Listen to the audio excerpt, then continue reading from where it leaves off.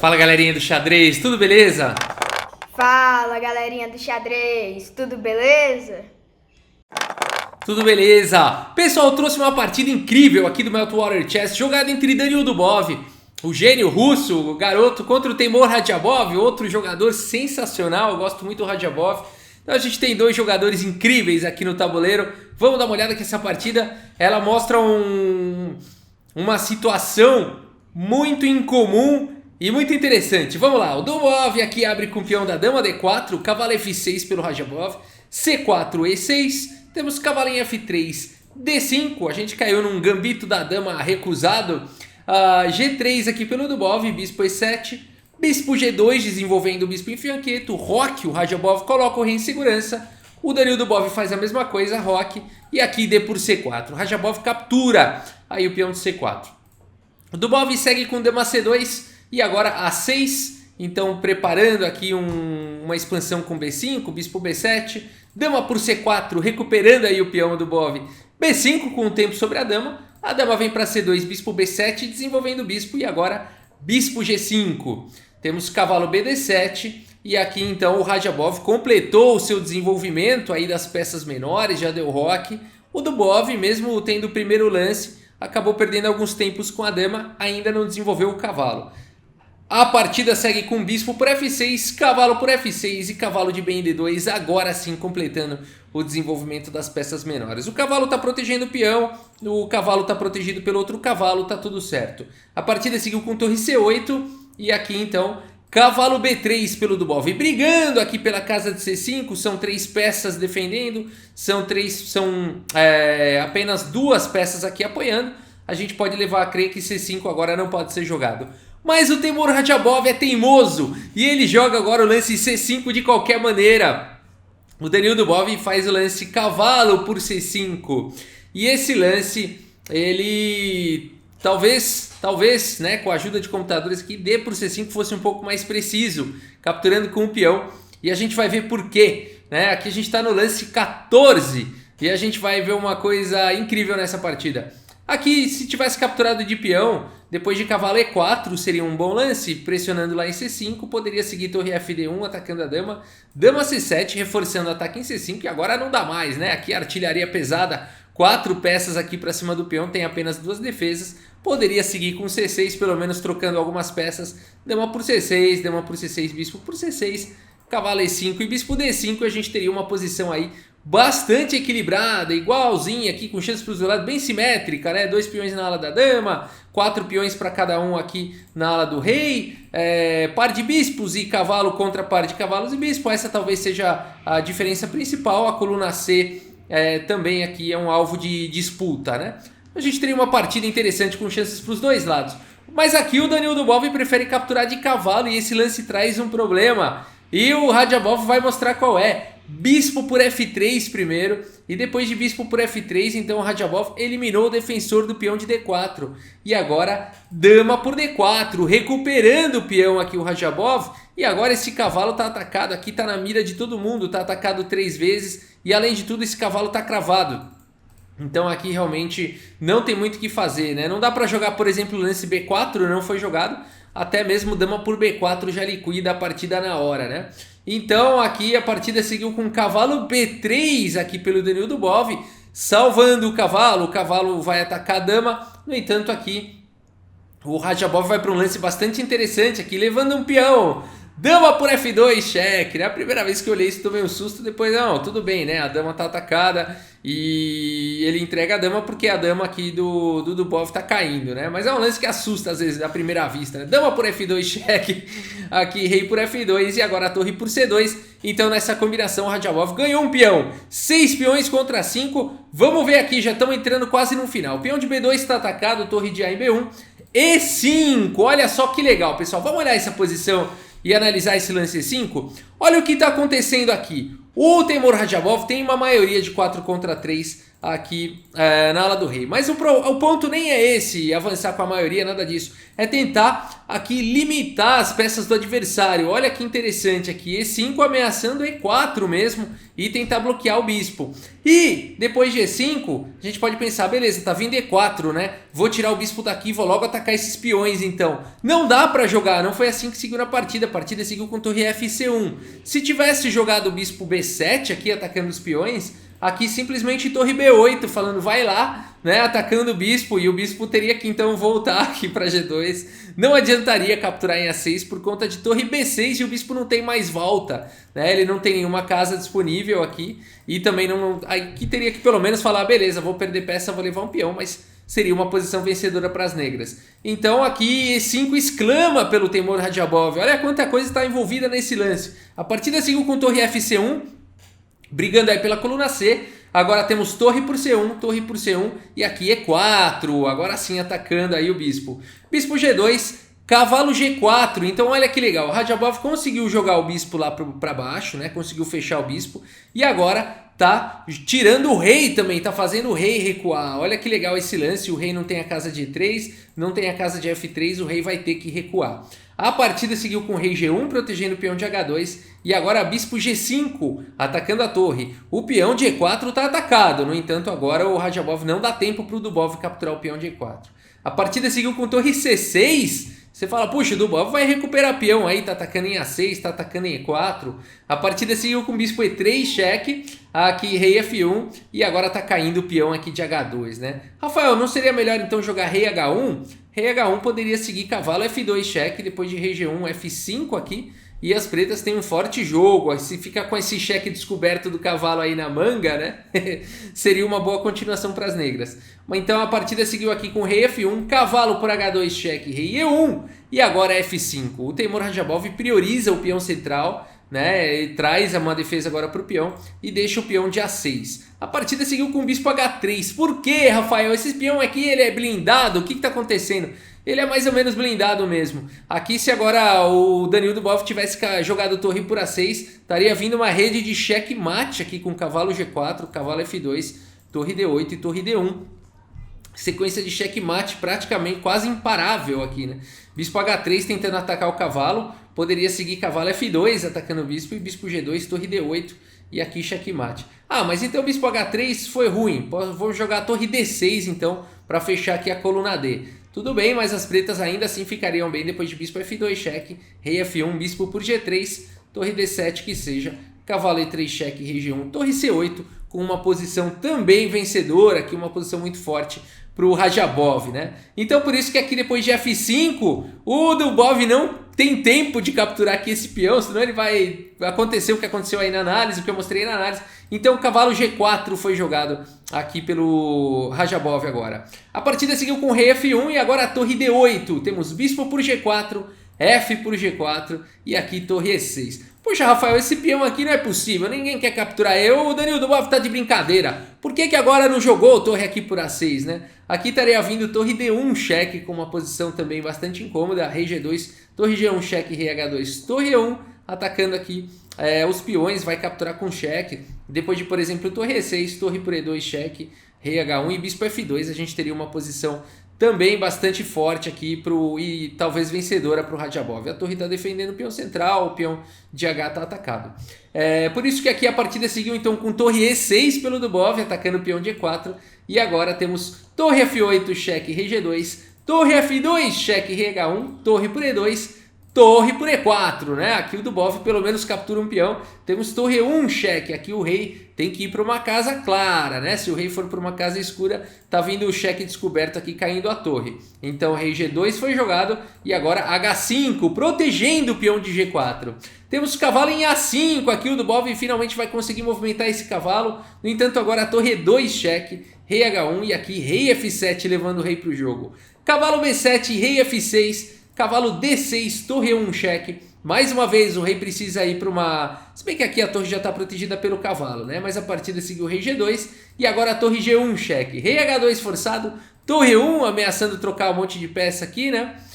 Se bem que não, eu tô falando desse cheque aqui, agora já não funciona mais, né? Naquela hora funcionava, agora já não. Aqui o cavalo tá protegendo a torre. Enfim, a partida seguiu o rei G2, aqui o Danilo Dubov vai tentando repetir lances, e aqui bispo D2 propondo as trocas. E aqui A4, um lance interessante aqui pelo Dubov, né? Aqui agora se o Temur Radjabov capturar a torre aqui em E4, tá vindo o cavalo capturando com cheque e caindo o bispo na sequência.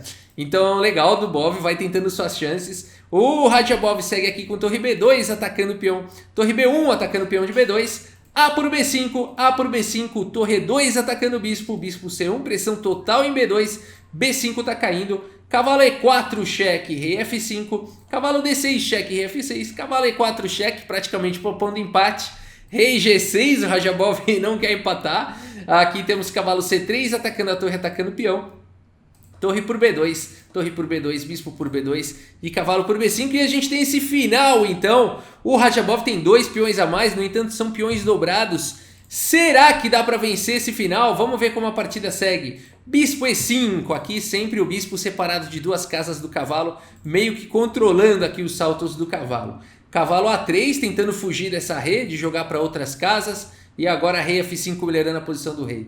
Cavalo C4, bispo C7, mais uma vez o bispo separado, 2 casas do cavalo, meio que controlando. Cavalo E3, cheque, rei E4, cavalo F1, rei D3. O cavalo tá ficando sem casa aqui na posição, não dá para ele ir para E3, não dá para ele ir para D2. Aqui um lance como rei F2 também não ajuda muito, tá vindo o bispo B6 expulsando o rei daí. Então a partida seguiu com o cavalo H2 e a gente percebe que o Danilo Dubov vai ficando meio sem lance aqui. O legal é isso, o Radjabov está criando uma situação aqui quase de zug-zwang, que a gente chama quando o adversário não tem lance bom para fazer. Rei E3 foi jogado, cavalo F1, cheque, rei E2, cavalo H2 e agora G5. Aqui preparando, né, para quando o cavalo sair daí no futuro jogar um G4, um H4. A partida seguiu com o cavalo F1, rei D3, temos cavalo em H2 aqui. O Danilo Dubov faz o seguinte, eu vou ficar jogando cavalo F1, cavalo H2 até que me provem o contrário, até que me mostrem que isso aqui não dá mais, né? Aqui rei E4 foi jogado pelo Radjabov, rei F2 e agora rei F5, passando o rei lá para a casa de F5, né? Aqui tentando achar um plano, aqui o Radjabov está tentando achar um plano, mas na verdade essa ideia é bastante bacana. O rei vem defender o peão de G4 para poder jogar o lance H4. E o rei agora chegando em F5, o peão de G4 está protegido, não dá para impedir. A partida seguiu com o cavalo F1. E aqui bispo E5 pelo Radjabov, sem pressa de jogar o lance H4, né? Aqui o lance H4 poderia até ser jogado, né? Aqui você dá alguma chance de jogar um cavalo E3, tá atacando lá em G4, o rei não consegue mais proteger em G4. Ainda assim daria para ganhar esse final para as negras, mas para que dar chances de contrajogo, né? Então por isso que a partida seguiu com bispo E5, temos rei G2, bispo B8, rei H1, rei E4, aqui rei G2, H4 finalmente, o peão de G4 não está mais atacado pelo cavalo, aqui cavalo D2, cheque, rei D3, G por H4, G por H4, e aqui o Danilo Dubov vai para uma tentativa esperta, que ele faz o lance cavalo F3 aqui, bacana a tentativa do Dubov aqui, né? Qual que é o ponto todo aqui?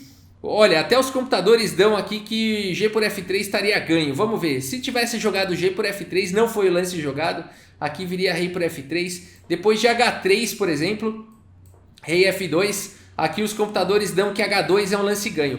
E aqui você põe na engine e fala que tá ganho. Na verdade, pessoal, esse é um final empatado, tá bom? Por isso que o Danilo Dubov jogou isso, é isso que eu queria mostrar aqui com essa análise. Toda vez que a pessoa tem um peão e um bispo, se a casa da promoção do peão não for a casa da cor do bispo, esse final é empatado. Aqui depois de rei G2 não há o que fazer. Vai empatar, por exemplo, rei E3, tanto faz aqui, rei H1, o rei chegou em H1, não tem mais o que fazer. O ponto todo, vamos defender aqui, ó, para vocês entenderem aqui esse final, vamos trazer. O rei não pode encostar no peão, senão é afogamento, mesmo que o peão não tivesse tão avançado, não é nem esse o problema. O bispo não consegue tirar o rei da casa de promoção, né? Então o bispo teria que ser de casas claras para ganhar esse final. Então por isso o cavalo F3 aqui é um lance bastante esperto e as engines falam não, pode tomar sim. Você põe essa posição na engine e a engine fala G por F3 está ganho para as negras, dá uma pontuação alta para as negras. E não, esse lance empata. O Stockfish não sabe esse final aqui, tá bom? Esse aqui é um final teórico conhecido aí na literatura enxadrística. Quem estuda xadrez conhece esse final. O Stockfish não conhece muito não. Aqui a partida seguiu, mas aqui o Radjabov conhece. O Radjabov seguiu com H3 cheque, não caiu nessa do Dubov. Temos rei F2 e agora bispo aqui em F4. Cavalo em H4, rei E4 e aqui rei F1. Bispo G5, que luta, atacando o cavalo G6. Mas depois de simplesmente G3 aqui pelo Radjabov, Danil Dubov abandona aqui a partida. Aqui abandonou porque não dá mais, né, pessoal? Vamos lá, né? 2 peões passados e conectados, um cavalo completamente fora de jogo. Não tem o que fazer aqui, né? Ah, vou tentar segurar aqui, G1, né? Tá vindo bispo E3, cheque. Tá vindo checkmate. Aqui rei H1, G2, né? O peão vai ser promovido no próximo lance. Rei H2, G1 promovendo para dama. E depois de rei por H3 tem mate em 2 aqui. Bispo F2, cavalo qualquer coisa. E aqui dama G3, checkmate, né? Então por isso que aqui simplesmente depois de G3, o Danil Dubov no lance 70 abandonou aqui a partida. O que eu queria mostrar sobre essa partida? Sabe onde que o Danil Dubov errou? Cavalo por C5, no lance 14. Olha onde é que ele foi abandonar, no lance 70. Isso aqui é xadrez, pessoal. Isso aqui é xadrez. O Danil Dubov errou no lance 14 e o Radjabov não deixou ele ficar bem nunca mais. Foi vencer só lá no lance 70. Mas esse é o xadrez. Quando você faz um erro e o adversário tem técnica, é preciso, como o Radjabov fez, acontece o que aconteceu nessa partida. Vamos dar uma olhada no relatório do chess.com e depois a gente volta lá no erro do Dubov. Vamos lá. Fantástico, né? Aqui 99,2% de precisão para o Radjabov, 97,1% do Dubov também foi muito preciso. A análise aqui ela não considera muito bem ela dá gafe, ela dá umas coisas que não aconteceram de fato. Ficou um pouco estranho esse gráfico. Se a gente clica aqui na gafe, aqui ó, fala que chegou a ficar 1 de vantagem, né? Aí eu clico, abre a posição e você põe na análise, na avaliação, não é 1 de vantagem, é uma posição completamente ganha. O lance H4 não foi um blunder, foi um lance vencedor aqui. Se você deixa a engine rodando mais um pouco, ela já está dando 55 pontos de vantagem aqui. E se deixar mais um pouco, ela já vai achar a sequência de checkmate. Então o relatório ficou um pouco prejudicado aqui, né? A precisão e tudo mais, a precisão real é maior, né? Aqui não teve gafe, não teve esses problemas aqui. Na verdade o que aconteceu é que o gráfico ficou melhor o tempo inteiro até a vitória do Radjabov, sem essas comidas aqui, sem esses ruídos aqui, né? Sensacional! E a gente vê que de fato o que aconteceu foi isso, ó. Aqui no lance 14 o Danil Dubov faz um erro e o Radjabov até o lance 70 não largou a rapadura, ficou melhor aí na partida toda. Vamos voltar mais uma vez no erro do Dubov, vamos lá. Lance 14, pessoal, quem diria, né? Quem diria que o cara erra no lance 14 e vai perder lá no lance 70? É que ele continuou lutando, né? Ele fez o que manda o que manda, não é nem o manual, né? Fez o que todo mundo faria, continua lutando. Perdeu aí um peão, vambora, né? Mas o Radjabov foi muito preciso. Aqui, mais uma vez, a dúvida, né, entre cavalo ou peão. Aqui, peão seria a coisa correta, ficando com um peão a mais e fazendo aqui o Radjabov tendo que mostrar aqui, né? Aqui as brancas estão com crédito. Aqui o Radjabov teria que mostrar como é que ele ia recuperar esse peão. E a gente já fez essa análise. Cavalo E4, torre D1, dama C7. Vai recuperar o peão e vai para uma posição equilibrada, né? Então aqui esse seria o natural da posição. Cavalo por C5, caiu nesse golpe do Radjabov, né? Bispo por F3, dama por D4 e depois dama por F2. Ficando com um peão a mais, e esse peão a mais ele fez diferença até o final da partida. Mas a gente viu que realmente foi muito difícil, não é tão óbvio. Essas para mim, a chave toda tá no lance E5. E5 e 4, o tema de que o bispo não pode ir para cima dos peões, senão o bispo fica preso. Isso foi fantástico, E5 foi genial, né? Agora já não funciona tanto, porque se trocar uma torre, de fato aqui, né, não dá para jogar, por exemplo, a torre aqui, porque trocando uma torre o bispo não fica mais preso. Então agora é praticamente forçado aqui a capturar, se quiser vencer a partida, né? O único lance aqui para tentar vencer é capturar, para ganhar o tempo de jogar E4 e depois cavalo G4 tirando o rei e trazendo o bispo, né? Isso aqui foi sensacional, essa sequência aqui do Radjabov. É muito difícil fazer o que ele fez com apenas um peão de vantagem, carregar essa vantagem até o final da partida. Realmente vale a pena a gente ver mais uma vez aqui com que maestria Radjabov venceu esse final contra o Dubov, né? Carregou uma vantagem de um peão a mais aí até o final da partida. E que luta, né? O Dubov foi lutando aí até o final, né? Foi lutando tudo aí, tudo que ele podia, ele tentou de tudo, mas não teve jeito. O Radjabov aí foi aqui restringindo a atividade do cavalo, foi melhorando a posição do rei, praticamente criando um zugzwang. Agora a manobra para proteger o peão de G4 e jogar H4. Aqui ele teve paciência de esperar jogar H4 porque o cavalo em F1 poderia ir para E3 dando um ataque. Esperou a hora certa, esperou o rei se distanciar. Agora sim H4, não tem mais cavalo E3 cheque. E aí sim foi ficando com esse final vencedor. Ainda assim ele teve que não cair na tentação do cavalo. Vai para aquele final teórico empatado de peão de coluna da torre com um bispo que não tem a casa de promoção da cor do peão, então ainda tentou esse golpe, mas o Radjabov mostrou que seus estudos estão em dia, né? Ele não caiu nessa cilada. E quando percebeu que não dava mais, Danilo Dubov abandonou.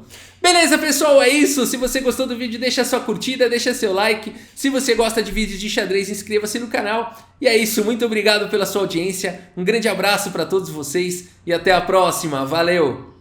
No tabuleiro de xadrez.